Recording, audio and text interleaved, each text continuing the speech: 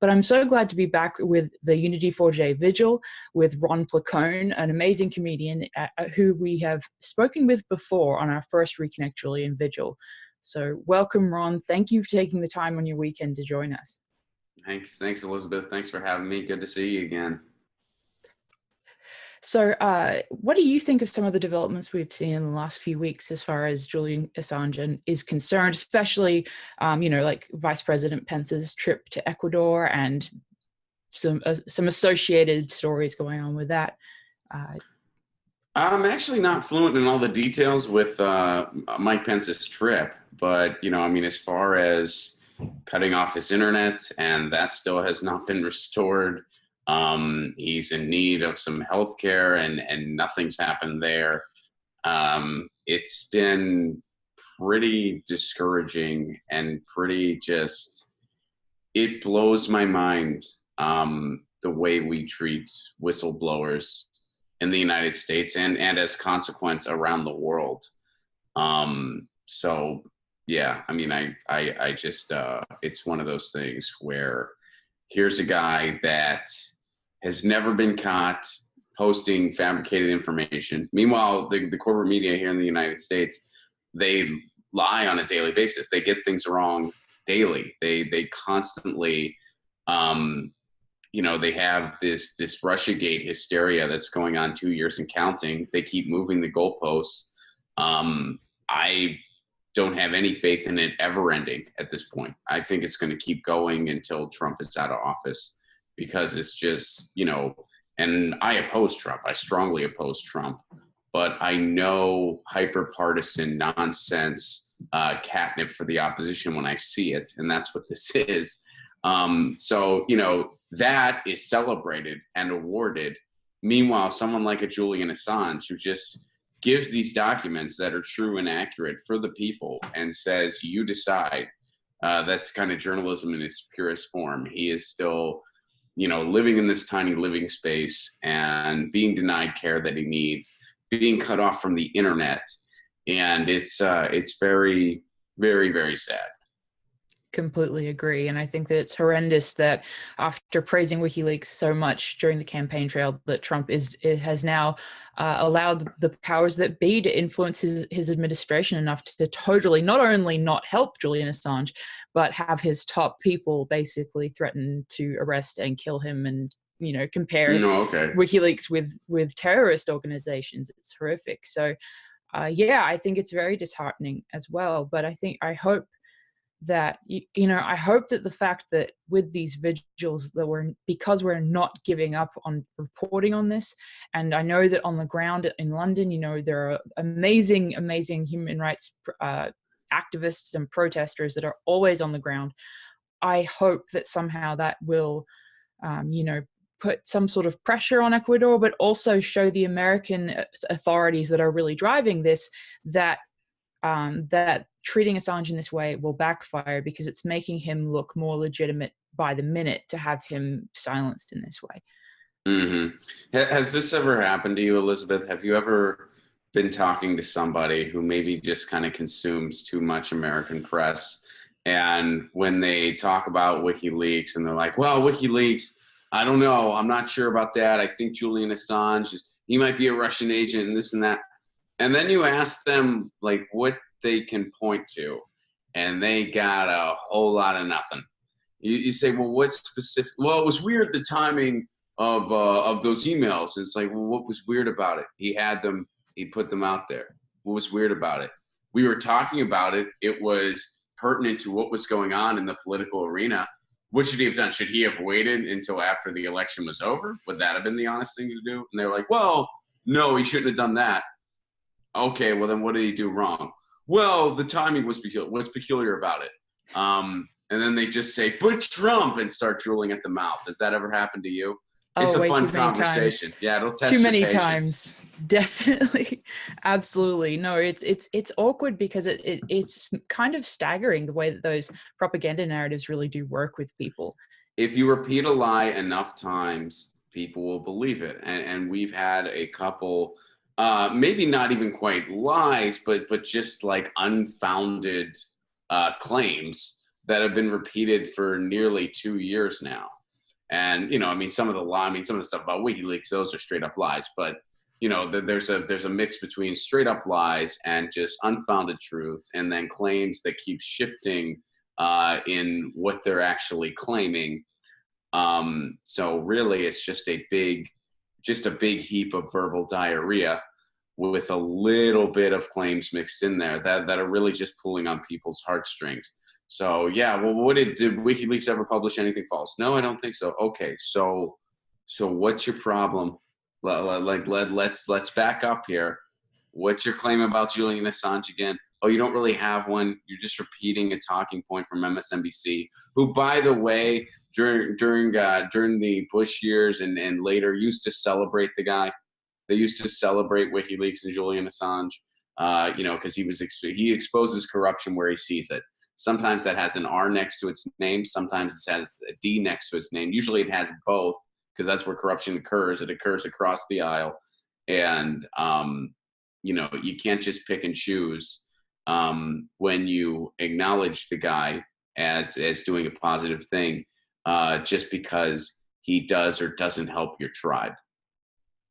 That's so true and so perceptive, because I do think that too many people on both sides view their political party as like a football team, and some of that tribalism really drives that clinging to their ideology on that side or that side, more than any sort of factual differences, because as you say, they are too much the same in all the worst ways. So it's disappointing. Well, and hey, as somebody who is a true man without a party, in every sense, Elizabeth, I got invited to nothing this weekend. It was very, very sad for me. Last night I was at a punk show. It was really great. But yeah, I mean, when you're not hyper tribal in these times, a lot of times people don't know what to make of you. That's kind of where I'm at. I talk about the corruption within the Democratic Party, because I think if we have nothing to oppose Trump with, we're not going to get anywhere. And right now we really have nothing to oppose him with. We have the Washington Generals of politics in the Democratic Party. And then of course the Republican Party is a very special brand of despicable. So, sometimes when you're in that camp, people don't know what to make of you. But I call things the way I see them. And I critique. I'm a comedian. We're supposed to critique the powerful, not be a cheerleader for them. So I agree. Well, and I've noticed that yourself and your fellow comedian, sort of half comedian, half activist, like a third journalist, you all have taken over this certain niche in the independent media realm that is so amazing, because what I've noticed is you bring subjects and facts that might otherwise be turned away from by people because it's not comfortable, and you make it into a type of entertainment that actually gets through better, I think, sometimes, than like news writing style type information. And my hat's off to you guys. I think that you are some of the biggest educators right now in this field, because people want to hear something funny, and you're educating them as you're making them laugh, and I think that's great. That's very kind of you to say. I mean, I know a lot of great activists and great journalists. I don't know if I can claim their realm at all. I really don't. But if I can, give them a platform that maybe they didn't have, or that maybe will help them in some way, if maybe one person knows who they are as a result of just coming on my platform or anyone I'm associated with, same with an activist, then that's pretty cool. And that's kind of all of us kind of forming our own kind of big circle together, and, bringing what we bring to the table. Absolutely. So I know that you and Graham Elwood just got back from a long tour around the Southeast. And so it wasn't that long, but yeah. Well, it looked like there were enough stops to call it long. But I used to road dog all the time, 40 plus weeks a year. So 5 nights on, that's not that. But I'm a little rusty as far as working the highways goes. I don't do it as often. So by night 4, I was feeling it, but we had a good time. Awesome. Anyway, sorry. No, you're fine. I was just going to ask, like, I don't know if you brought up Julian Assange or WikiLeaks at all, but even if you didn't, I wanted to know what the reaction was from your audiences, did you have people from kind of both sides of the political aisle, and did both sides kind of enjoy your work, or what was that experience like? We actually, well, I'll take the first part of what you said. We did have a few WikiLeaks t-shirts in the audience. And of course, that would spark conversation at the meet and greet afterwards. There was certainly nothing anti-Assange in the audience we drew. And as far as the political spectrum goes, we definitely had people kind of, I mean, mostly I would say, I mean, it is called the Progressive Comedy Tour. So a big bulk of our audience was to the left of the Democratic Party. You know, they were lefties. That we had DSA people that were there. We had some Green Party people that were there. We had some independents. You know, but we also had some people more on the libertarian side of the coin, that what they have in common with us is they want to end the wars. They see the corruption in the two-party system. They see how our election system is broken. You know, they want people to just kind of have the right to a decent life. You know, we have some different ideas on how to get there. At least, you know, me being a pretty progressive guy and a libertarian, we have some different ideas on how to get there. But we both at least want those things. So, you know, we had, I would say, mostly pretty far to the left people, but we definitely had that faction. What every single person had in common, regardless of your kind of micro political ideology, was this disenfranchisement with the status quo and desire to see it end. And big, you know, most importantly, a desire to see the wars end. Absolutely. So. Yeah, and I think we can all agree that there are very few people who have exposed the horrors of the military-industrial complex like WikiLeaks has in the multiple publications they've released to us. You know, and I feel like one of the reasons it's so important for us to be doing this vigil is to have people remember the value of the work WikiLeaks has done, and whether that's a publication on WikiLeaks itself or whether it's one of the books and texts and manifestos that Julian Assange has written. All of that is really worth talking about. I was wondering if you had any sort of particular release. I mean, I know the DNC emails and Podesta emails were all really a huge part of 2016 for most of us, but is there any publication by WikiLeaks that sort of has struck a chord with you and really resonated with you in some way? Oh, yeah, the DNC was a big one. I mean, that's just because that really, and it wasn't just, you know, WikiLeaks certainly helped, but I mean, it was also just seeing the behavior of the DNC throughout that primary season, and all of your worst suspicions came true. You know, all of my worst suspicions come true. I mean, as long as I've been cognizant and politically awake, or whatever you want to call it, you know, I never really identified with the Democratic Party. I always felt like I was to the left of them. But for a long time, I felt like, well, they're the clearest glass. They have people like Dennis Kucinich. They have, you know, who I supported in the '08 primary. I wasn't even for Obama. But then slowly I realized, oh, wait, they try to cheat these people. These are the people they want to silence and put their thumb on as much as they can. And, you know, WikiLeaks really exposed that.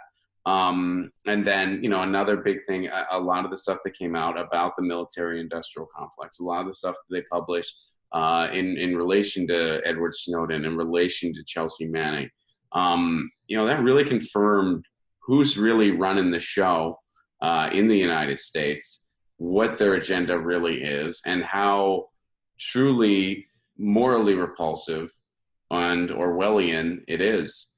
And, you know, I have one of those little tabs on my computer camera. You know, I usually use a webcam when I want to do content, so I like turn that off and on as I choose. And it's just, yeah, I mean, WikiLeaks was essential. I mean, you know, we talk about how valuable WikiLeaks is. I actually don't think that's accurate. I would use the word essential, because when we live in a world where you have, you know, I mean, I think Chris Hedges said something like this. I'm paraphrasing him, but he said, you know, we live in a world where our news organizations hate journalism or something to that effect. And he's absolutely right. I mean, a lot of the stuff you see, and now granted, the corporate media has such a large, wide umbrella There are some pieces of good work that slip through the cracks. It's just inevitable that something like that will happen. So it's not really interesting to dissect everything that gets published in a single day. But as a whole and structurally, there is a blatant conflict of interest, 101, going on with these organizations, to the point where the bulk majority of what they amplify for the people is not news. It is public relations. It is by the book public relations. It is by the book propaganda. Whether it's something that helps the war machine, whether it's something that helps oil and gas, which is a lot of what they put out there. They ignore every social movement. You go on MSNBC and you see Rhodes Scholars pretend to not understand net neutrality. Why do they do that? Because Comcast signs their paycheck. You can go down and look at every single, for instance, when we live in a world where most our major news organizations, the one that still have the power and the largest microphones, are PR agencies, literal PR agencies. I mean, the media structure in the United States is so disgusting. And, and I studied this stuff in college. That's part of what led me to, whatever I am now. That's part of what led me to all this. I studied the media reform movement. I studied the media structure.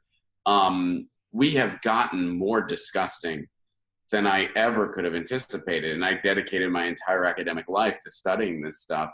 And, I find it interesting, incredibly interesting, but it's also incredibly destructive. And you look at other countries, you look at the UK, you look at Canada, their media structures certainly have their problems. I'm not here to say the BBC is perfect or the CBC is perfect.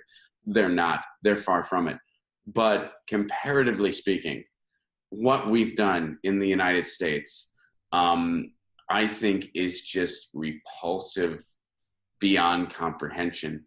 It is poison to the idea of democracy. Not just harmful, not just flawed, not just structurally deficient. Poison. It is poison to the idea of a democratic society. So, I mean, the idea of a WikiLeaks not existing is scary. That is so true. And that's putting it lightly. I couldn't come up with a better word. I'm still on my first cup of coffee this morning.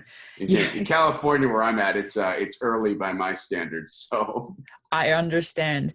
No, not a problem. I think that's a fantastic way of putting it. That it's not just essential, or it's not just helpful. It's essential. And yeah, I think it would be a very scary place if WikiLeaks were to not exist. I think that. The fact that they get the flack they do is every single piece of criticism that is unfairly put against them is more evidence of the Orwellian state that we have become. And I was actually wondering, when you said that you studied the media and journalism when you were in college, and you said basically, if I heard you correctly, that you knew it was bad, but it was like you didn't know it was this bad, or it's gotten worse since then. And I wanted to ask, how much worse has it gotten in the years since you were studying this? Oh, I would say that the cable news media has gotten progressively worse. I mean, I started paying attention, in around my freshman year of college, and the reason for that was because I was not really paying attention to politics in high school. I was more concerned with, playing in bands and chasing girls, whatever else. I was a kid, and I know, and I'm not. I mean, we had some high school kids at our shows. I mean, there's a lot of people in high school paying attention. So I'm not trying to imply that they don't. A lot of them do. I just wasn't one of them when I was in high school. I wasn't paying attention at that point.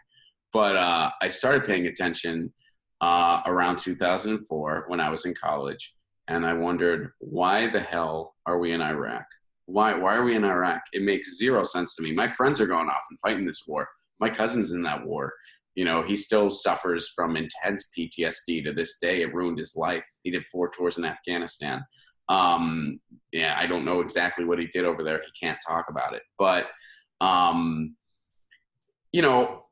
I didn't know why we were over there. So I saw a documentary called Outfoxed, which I since have gotten to meet Jim Gilliam and talk to him about it in person, the guy that was a big force behind that film. And then the switch was on at that point.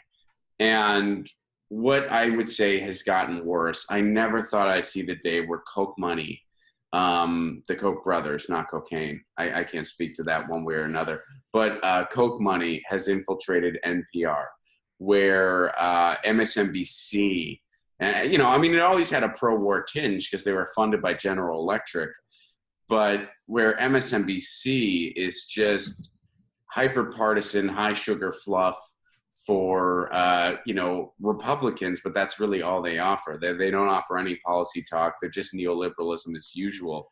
And I'm not saying MSNBC was great before, but they had a few diamonds in the rough, one of them being Rachel Maddow. I used to think she was the diamond in the rough in that network.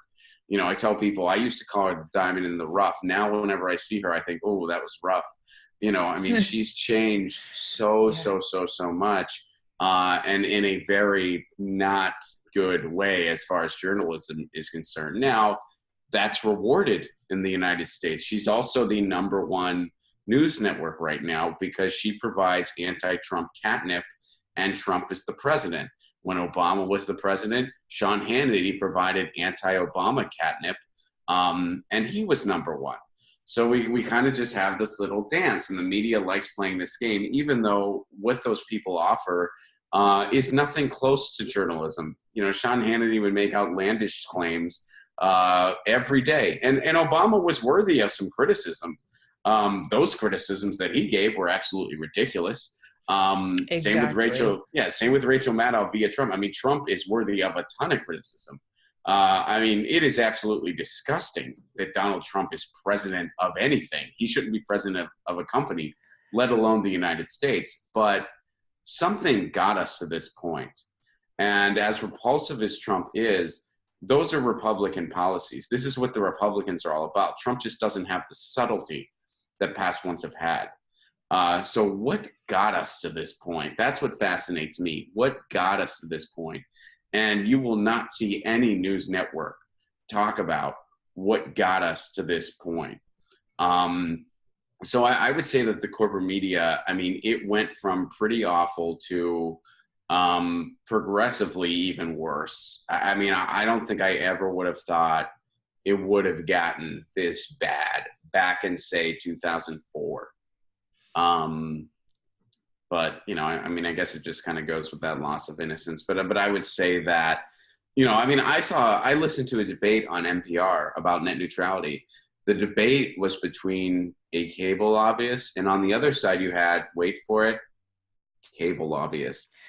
That is insane. It's absolutely insane. And, you know, I mean, you used to be able to count on outlets like that for at least a little glimpse of truth when it came to the environment or when it came to issues that really affect people. You know, I mean, they're kind of going to be the status quo when it comes to a lot of things. You were never going to see some extensive coverage of something like the Fight for 15 on an NPR or anything like that. But I would say it has gotten progressively more infiltrated by corporate interests, and it's reflected in the content you see. And so, yeah, I mean, and it's only going to get worse. I mean, it's not going to go the other way because it's working for them. So, I mean, until we see a true kind of revolution of the mind as far as what goes on with the media, which we are seeing. I mean, cable news is a sinking Titanic. Their average age is at the youngest 68 years old. And, you know, I don't want to generalize again, because I know that there are probably some people over 68 watching us right now.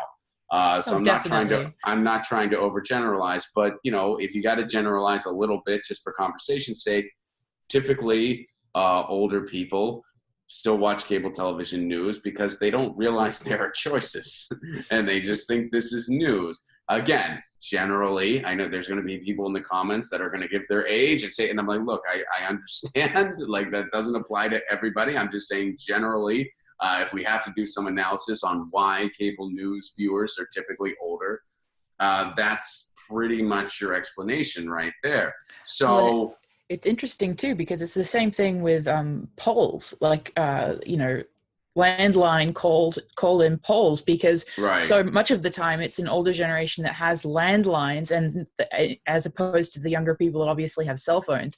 And so you get a huge skew in the results of those polls, because it's just a tiny inaccurate segment of the population. So yeah, I think that affects things across, from cable news to polling to, you know, a lot of other kind of follow-on effects of Oh, all of this. absolutely. Yeah. I don't remember the last. I think freshman year in my dorm, I had like a dorm line because every dorm had them. I don't know if that's still the case. I bet universities these days they might not even have landlines in dorm. I mean, maybe they do, but you know, I remember I had one, and I think the only person that had that number was my mom. Like, I don't think anyone else, like there was no reason to ever give it to anybody, but you know, because I had a cell phone or whatever, and I can't remember the last time I had a landline in the place where I lived. I mean, it's been a long, long time. The only landline number that I can think of is my parents. I remember their landline. I can't remember the last time I called it, but I guess in case of an emergency, I do have that number somewhere. But you know, I also have their cell phones. But so yeah. Anyway, to your point that I grossly overstated for you there. Landlines are pretty inaccurate. Yeah, no, and I think Not a lot of people it's use them. hilarious. Well, it's hilarious when then you know, somebody like Hillary is surprised when, oh, those polls weren't as realistic as they told me they were. I mean, I don't know. Again, I don't want to overgeneralize either, but bringing us back to sort of WikiLeaks, I think that alongside cable news becoming more and more atrocious, as you said, you know, they have always been essential, but it's like it becomes more and more clear, at least to me, that if we were to lose WikiLeaks, what a loss it would be. You know, I think 5 years or so ago, I don't think I would have seen that as clearly, but especially the way in which the left and the right have both attacked WikiLeaks and Julian Assange, it just makes it very clear that they are playing a crucial role on behalf of us and we the people, as opposed to corporate lobbyists and Bezoses and the Koch brothers, et cetera, et cetera, et cetera. So, and that's, I hope that, you know, at least attempting to keep this conversation going, as opposed to letting it be lost in the fast news cycle, is one of the things that we can do to try to help encourage Julian Assange to be reconnected. But since we spoke with you last on this vigil, what do you make in general of just how things look like overall? Not really focusing in specifically on one story, but just in general, you know, what are your thoughts on sort of the space between these last vigils that you've attended? Okay, cool. So you know what? I hate to jump subjects real quick here, but Not a I don't problem. know. I don't know how I'm looking on your end, but it just dawned on me. I totally, because again, Sunday morning, first cup of coffee, I totally forgot to put my lights on. Oh, you're Do you mind? Do I look okay? I'm Yeah, gonna hit it's my fine. lights real quick. You want me That's to hit my fine. lights real quick? All right. Yeah, Give that's me fine. 1 second, and then Not a and then we'll, problem. yeah. No, I understand.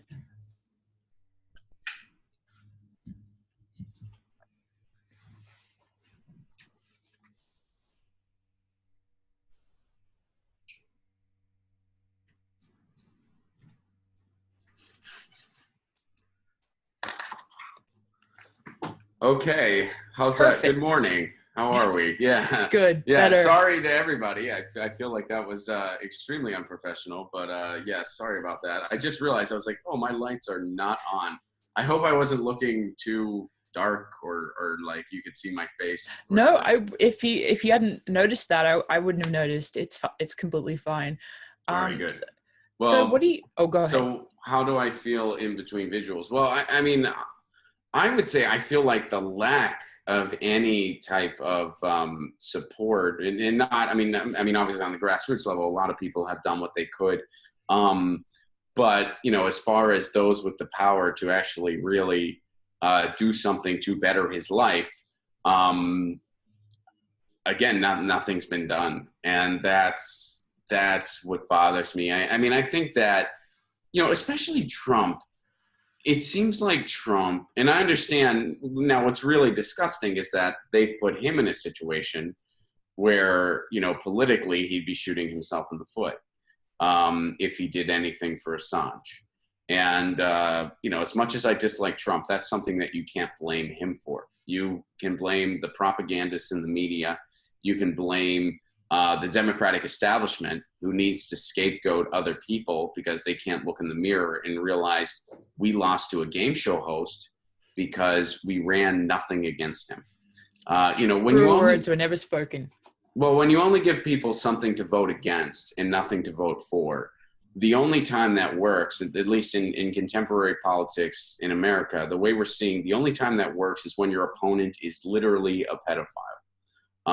If you are running against a pedophile, like we saw in Alabama, you can win by a whopping 1.5 percentage points if you offer absolutely nothing, like Doug Jones did. So, the establishment Democrats, they are as inspiring as we'd take you over a pedophile, over the most repulsive, nearly the most repulsive of criminals.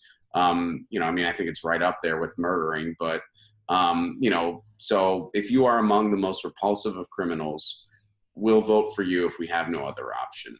That's what you get when you give people something to vote against and not something to vote for. When you give people something to vote for, you fill up stadiums, or you inspire a grassroots revolution in 2008. Those promises, of course, weren't delivered on. But, when the verbiage was there, so were the people. And the people of all ages were there.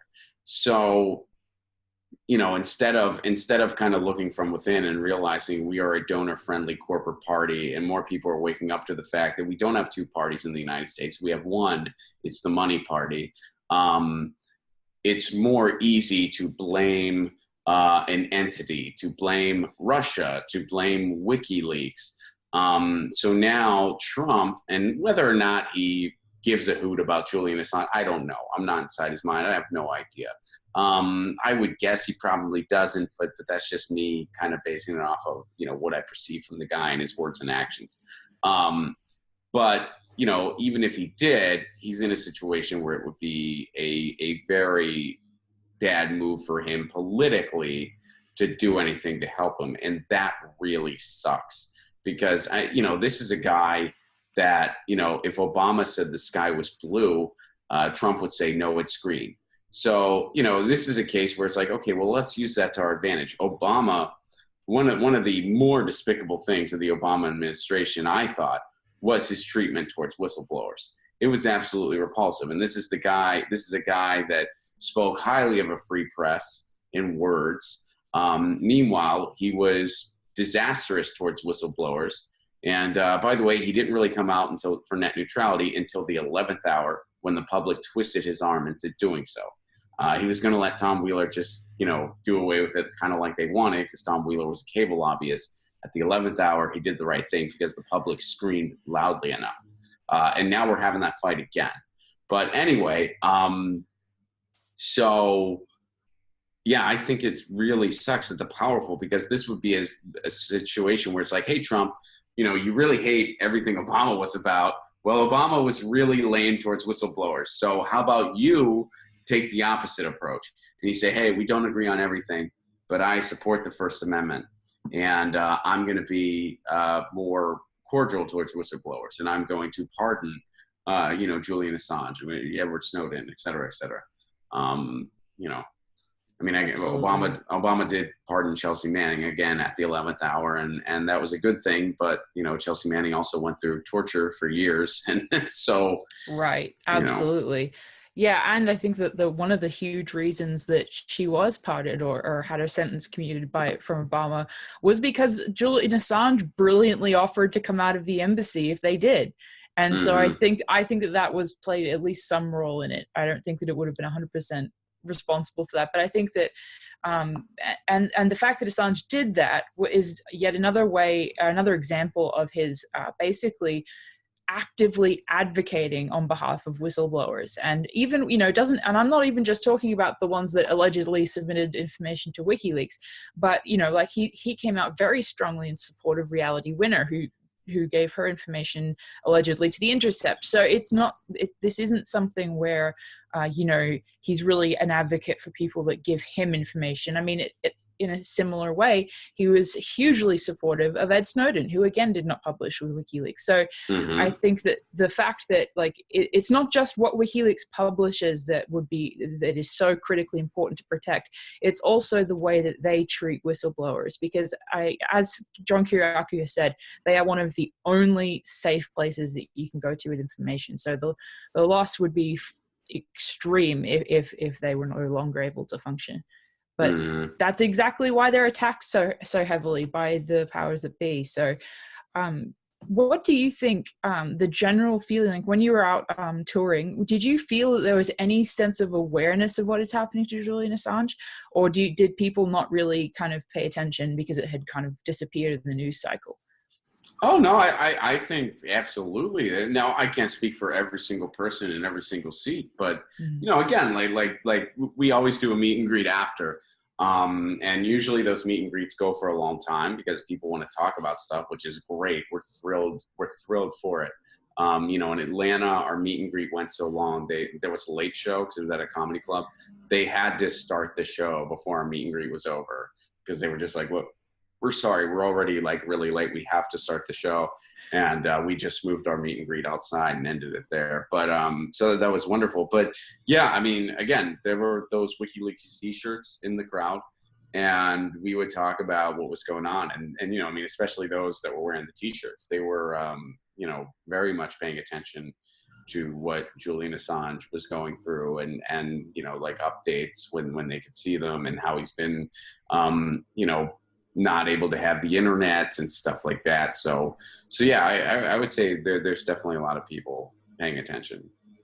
Yeah, I agree.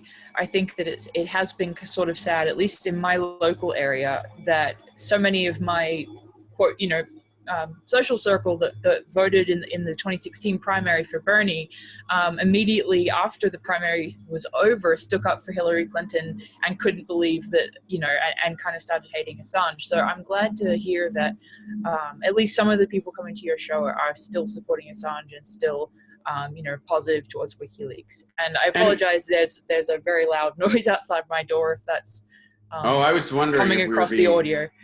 I was wondering if we were being played off. No. It's just a lawnmower next door. So. Oh, really? Yeah. Okay. All right. I thought maybe you lived next to an ambient band or something. Yeah, no, that would be a more sensible explanation for sure. That could kind of help. I mean, you know, depending on if you're really trying to be motivated or get work done, or sometimes, I mean, sometimes some good ambient music will, you know, kind of put you to sleep. Not in a bad way. It's kind of supposed to do that. But yeah, I don't understand, you know, people that did decide to, and I understand why someone decided to support Hillary, and I'm not into voter shaming. I feel like it's just not going to get us anywhere. But why would you then use that as a reason to hate Assange? I mean, why would you shoot the messenger? And some conversations that I had back on the campaign trail, first cup of coffee, folks, back on the campaign trail, with some of my colleagues that were Hillary supporters who, you know, again, we agree on most things strategically. There's a couple things that we saw differently and still do. But why shoot the messenger? And what I asked people was, I said, why didn't the Clinton campaign confront what was in those emails? Why didn't they just confront it? I mean, honestly, there's ways that Hillary, and again, those emails were not pretty. Don't get me wrong. I'm not trying to say like, oh, what's the big deal? Like, no, it exposed a lot. But why didn't she just confront it and just say, I mean, she could have just said something like, look, you need somebody who knows how to play the game with these people, whether you like it or not. Where we're at right now, we've been a very business-friendly, bank-friendly country for a while now. Obama's done that. If we don't kind of continue that to some degree, you know, there's no way we have a chance of winning, and you'll get Trump. I mean, she totally could have done that, and it would have won a lot of people over, enough that I think she would have won the election. You know, if she just would have confronted it and just kind of wore that practical badge over. Now, I'm not saying I agree with that stance. I'm just saying politically what she could have done. Instead of just demonizing the messenger. When you demonize the messenger, that means you have no counter argument. So what the Clinton campaign proved to me, and I think proved to the rest of the country, was that they had no counter argument. And maybe like the general person might not have seen it that way directly, but I think indirectly that was in people's psyches when they went to vote. You know, like wow, what did WikiLeaks tell us? They told us the truth, and the Democratic Party would rather shoot the messenger than either own their mistakes and apologize, own the content, and explain themselves. You know, they chose to do none of that. Well, it's interesting because we see them do that over and over again, to the point that it does create self-inflicted wounds, whether it's with Hillary Clinton or whether it's with Debbie Wasserman Schultz and people of that ilk.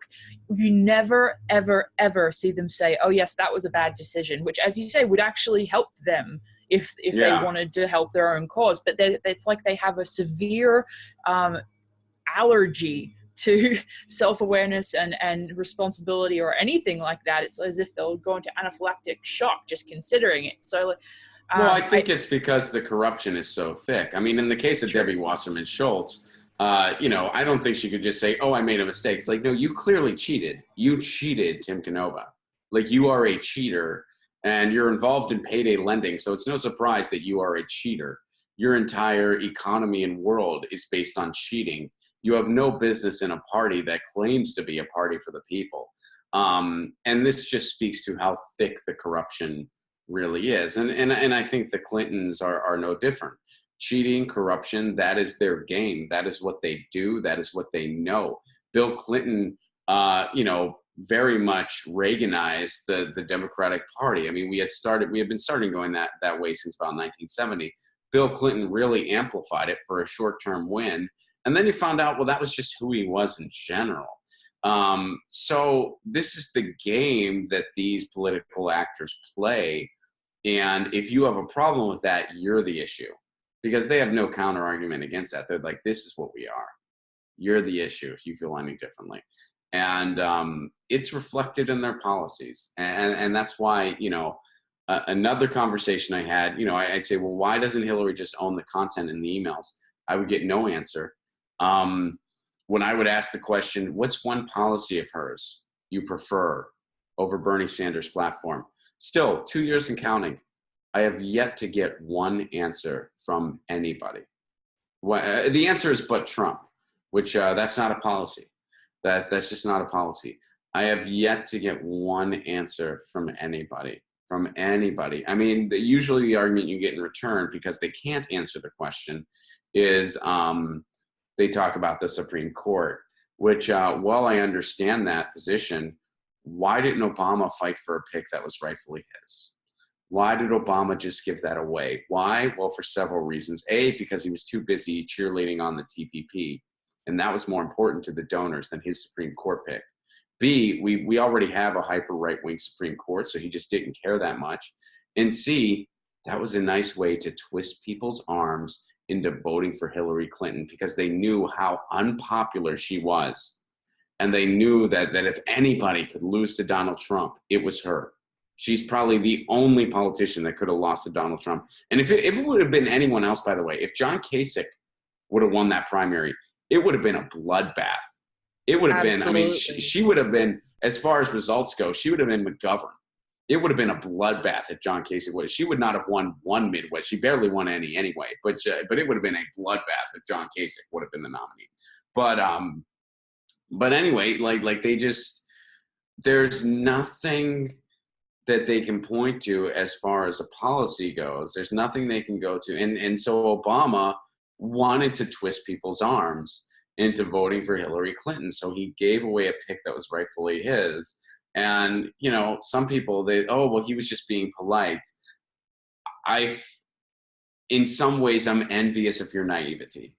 If you feel that way, I'm envious of your naivety. I wish I could be that asleep.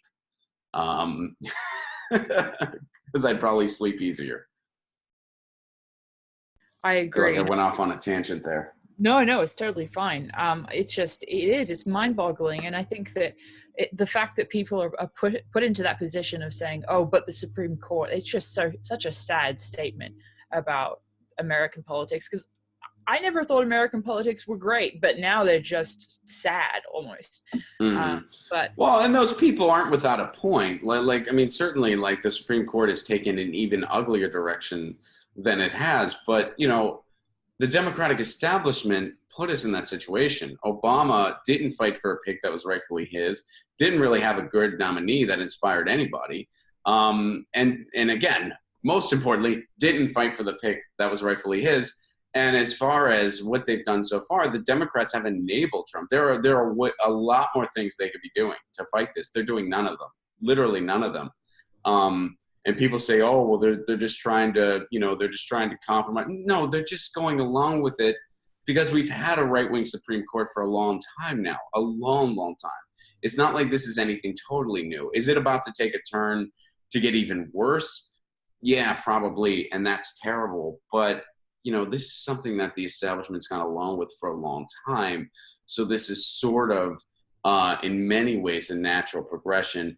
And the blame is with the powerful. The blame is with the powerful that cheated Bernie Sanders, that didn't fight for a pick that was rightfully theirs because they didn't give a hoot about the people. They only cared about the donors. And the blame is for one of the worst political campaigns in my lifetime. I mean, the Hillary campaign was atrociously ran. I mean, even if you set aside the fact that she was an awful candidate, the strategy was absolutely atrocious. Now, granted, it's hard not to have an atrocious strategy when you have a candidate who is incapable of getting her numbers up.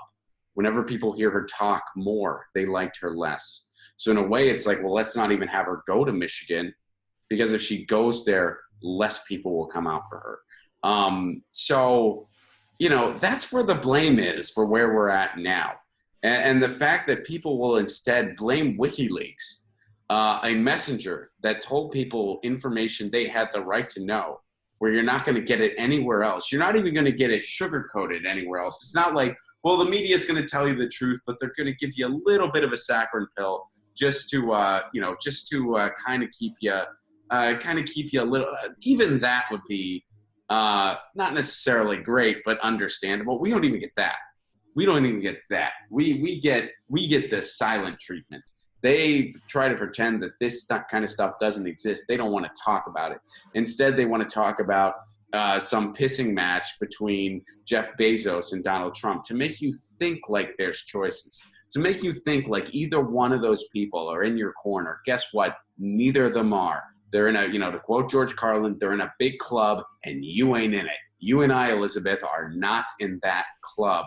But the media, they are in that club. The corporate media, they're in that club. So they want to make it out like there's opposition and like you have a choice, but you don't. And who really tells you the truth about that stuff?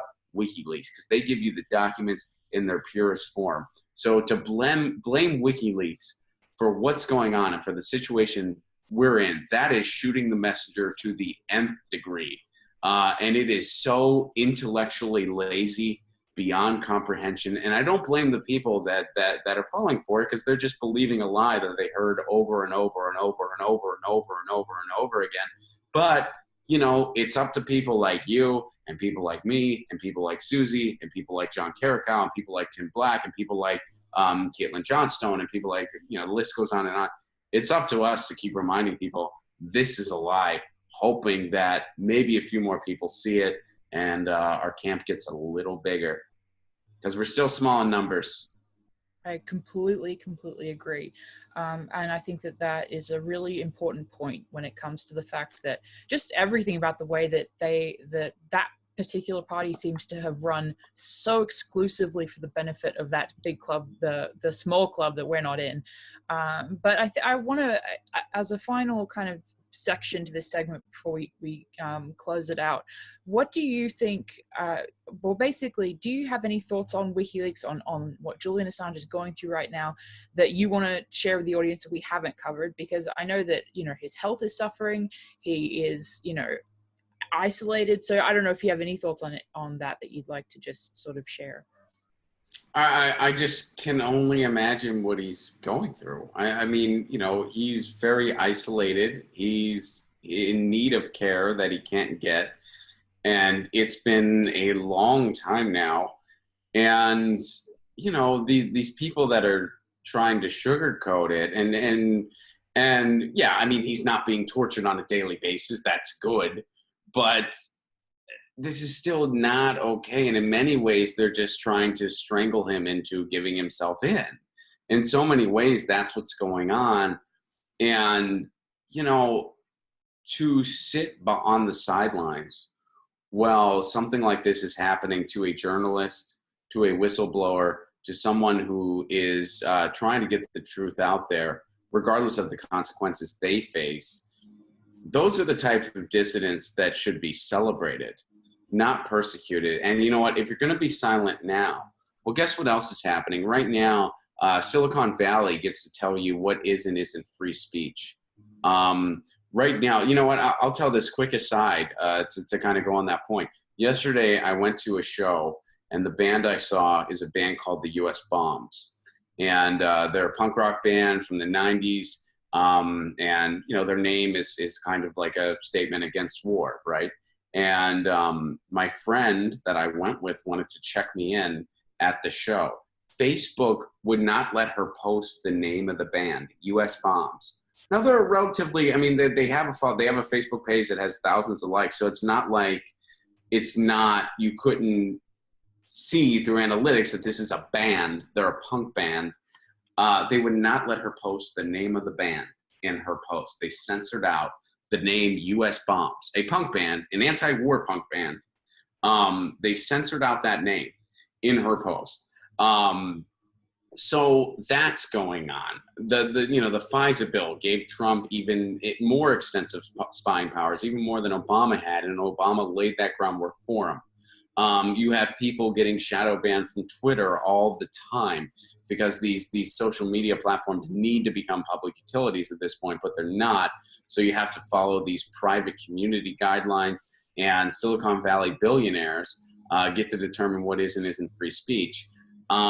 That's happening, and this is only going to keep getting worse and worse. So if you're silent for Julian Assange, well, you know, I mean, there's that old quote from that monk, right? First they came for the communists, I did not speak out. Then they came. I mean, this is another one of those for instances.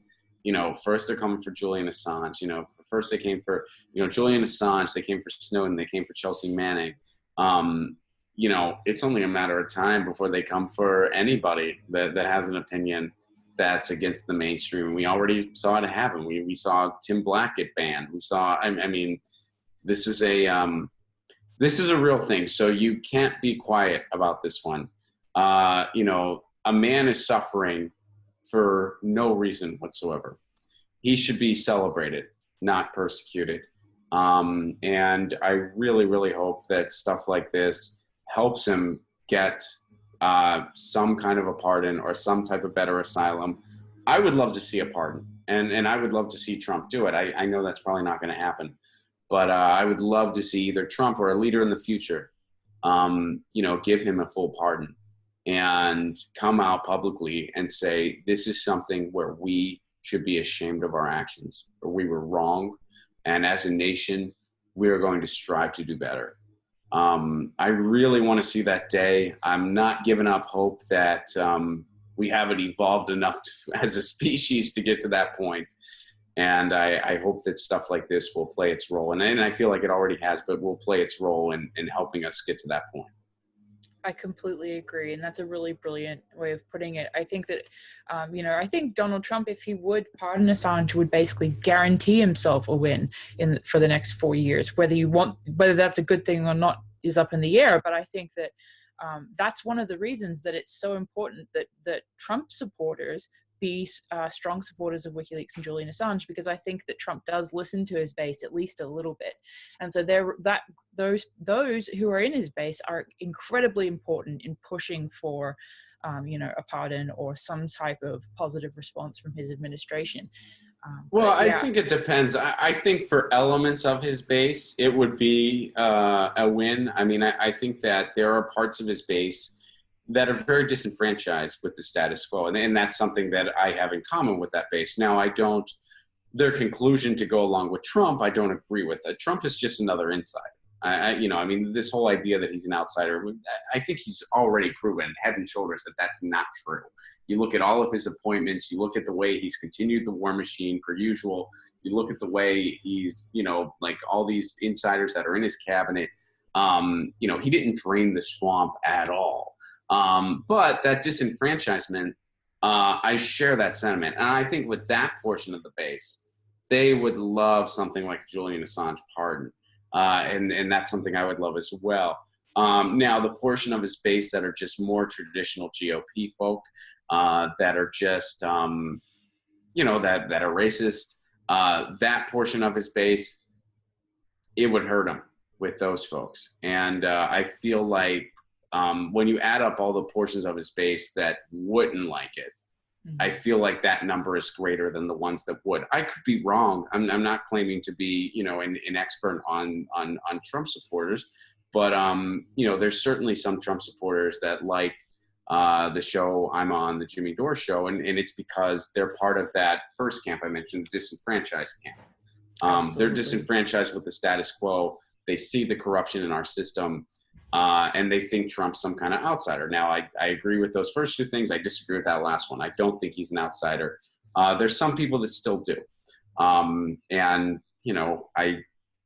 It just comes down to a disagreement on strategy. But I think with that portion of the base, a Julian Assange pardon would be something they would like.